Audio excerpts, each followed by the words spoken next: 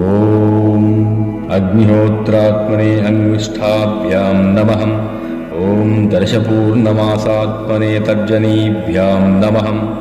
ॐ चातुर्मास्यात्मने मध्यमाभ्यां नमः। ॐ निरूढपशुबन्धात्मने अनामिकाभ्यां नमः।